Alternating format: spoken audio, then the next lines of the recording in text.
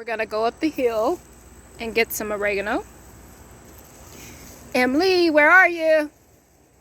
Come on, girl. Em.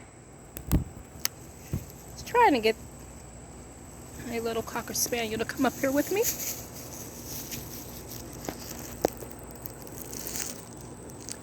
Come on, girl.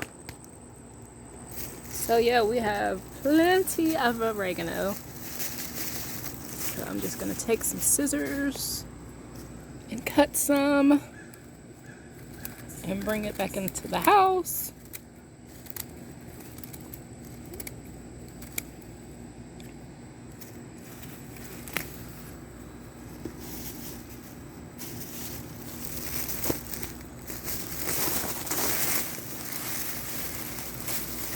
Oh my gosh, it smells so good.